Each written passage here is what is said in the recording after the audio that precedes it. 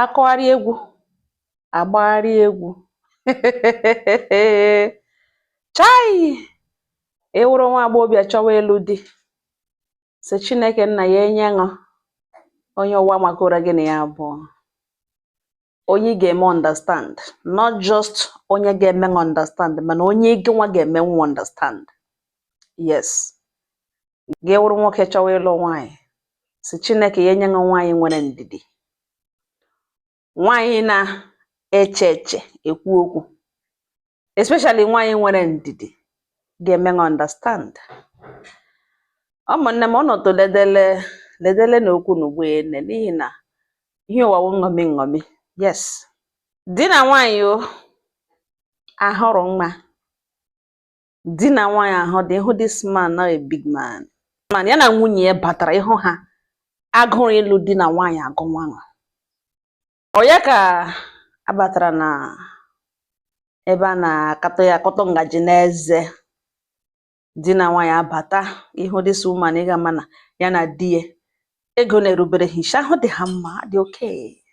Ha eji ụkwụ anọ mekiri wee bịa paakị ọfụma ya na nwunye step down ka ha bịa kọrọtọ ngaji n'eze. Ụmụnne m n'ụwa otu m bịa ewerekwala ha oche n'oru ọdụ ya na nwunye ha na-egwuri dime na-eya atụbiri ji onwe ha.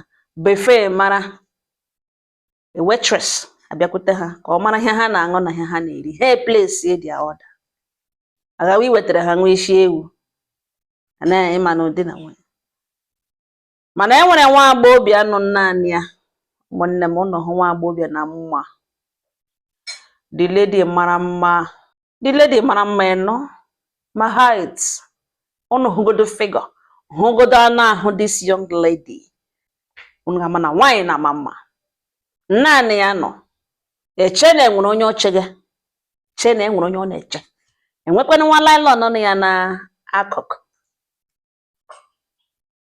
Ọ ya ka ọ hụrụ di na nwaanyị nọ ntara because mgbe di na nwaanyị abatara onye ọbụla lere ha anya lere ha because gịnị? Ha look rich, ha look beautiful together, ha look happy together, ha look well understanding of each other.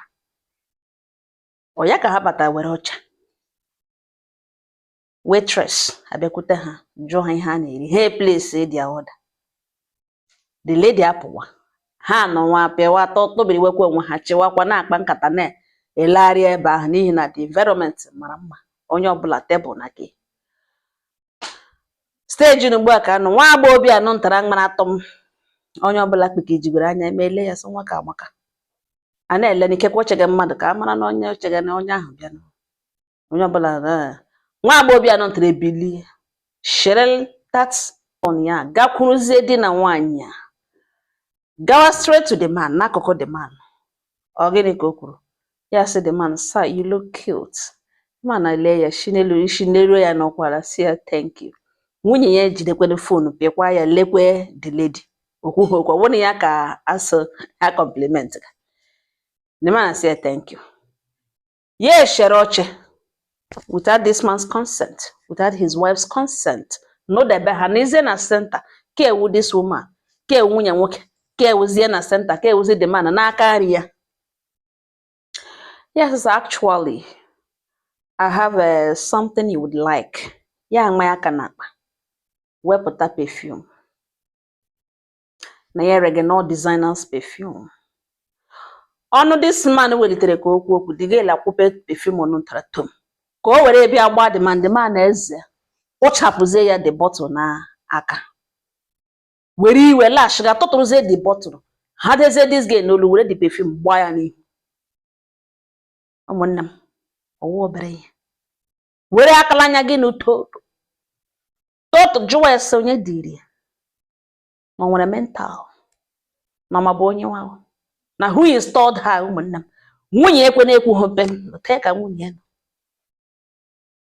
Ya nụrụ na so no sir, you're being violent. No, I'm just people onye ọbụla amanya ọnụ so just gịnị. Ire ikpekpe inye the man perfume ya eshato. Ifeati nwe right ebe ahụ marketplace. Gị shere oche nye onwe oche in a table of 2, gị mee onwe 3. Nwaanyị ekwughị okwu. Gị ma aka na akpa na ire gị perfume.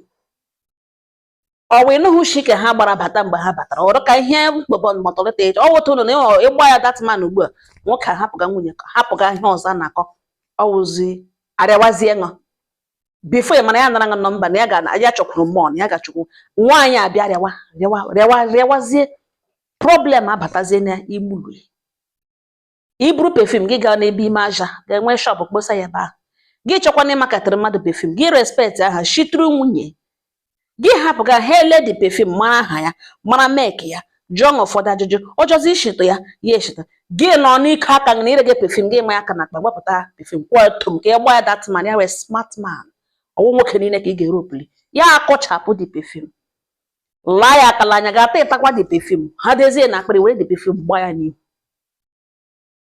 ụmụnne m ewu nwaanyị nọ ngalugbo na elega m ịnọ na di temptation ụmụ nwoke na-agabiga ọ dị too much ihe ụmụ nwoke na-agabiga imagine na nwaanyị esoghị di ya bịa ya ewere pefum agbasa this man n'ahụ onye gara ama ihe pefum ọrụ ga na mission ya o nwere with pefum and ebe ahụ ọ nọ wee ebe ndị mega ọfụma na-abịa ma young men ma ndị ka lụrụla di ma lụrụla nwaanyị ma ndị ka na-alụbeghị nwaanyị na-abịa ya target onye ka mmụọ ya si ya gawa ya emuvu we awụrụ mmadụ wụrụ agent of Satan she from another world enweghị onye mmanụ gị gawa ire pefum ebe a na-eri ihe oriri ebe men iru unu hụ kaza paakị ndị na-eme ọfụma na-abata ya ga nga were oche n'ọdụ kwape ego achọ ịga strike on target onye ọka butere ịwụrụ nwaanyị nọ nga na tige dị na akpịrị ihe ụmụ nwoke temptation ụmụ nwoke na-agabiga ugbu a ọ dị too much ụmụnne m ọ dị too much ụfọdụ ụmụ nwoke ụfọdụ ihe ha na-eme ji ha anya ha eme ya ị ga-ahụ dị ọhụrụ n'anya oji na-egwu egwu all of a sudden ya ghọọ ihe na-aga akọwatanwu ihe ga-atozi n'ọnụ he wasn't like this when I married him.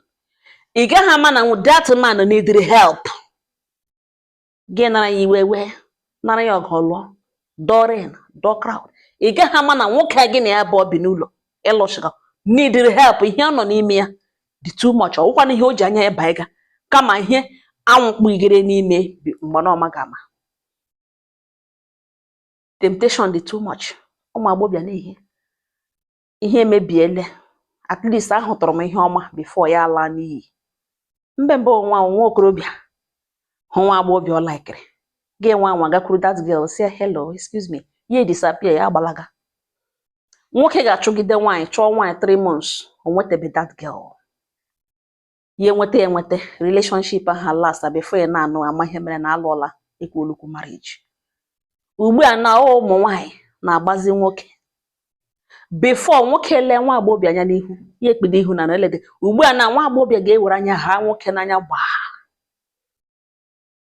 before emerụrụ ele nso ya sị na ele cute olegide gafegide nwoke n'ihu nke nwoke ahụ anweghị time ọ dị reserved kekwa wee married man na-enweghị time ọ gafegide ka nwoke a na-enotice ya erutezie nso ihe ọzọ ga na say you look like someone I know a na-achọ opportunity a ga-eji bata nwoke ahụ ime ka e create communication before ị mara ya na 1 or 2 na ya ga-asị ya chọrọ ime call na phone ya na ọ dị down ya asị ya chọrọ ijikwe please help me sir mgbe ihe nwaanyị nwere soft and easy access to men ihe na-adịghị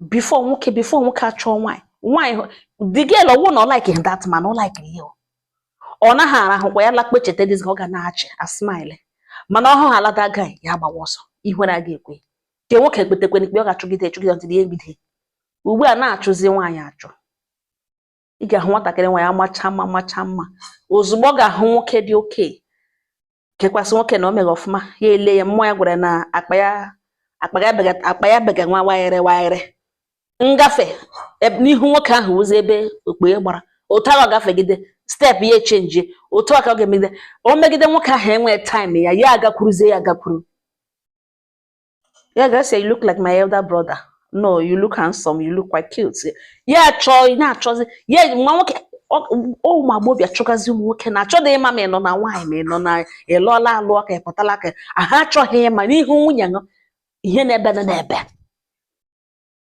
before gị nọ na gwa di gị ahụ echenjie na ụdị na-aghọtachahụ chenjie na nke agwaghị ya ha ekweta ọwụ na agwara ya ị gaghị believe ọgbacha ha ka ụfọdụ temptation ihe ụmụ nwoke megbu ihe ụmụ nwoke gabigaga n'aka all these young ladies.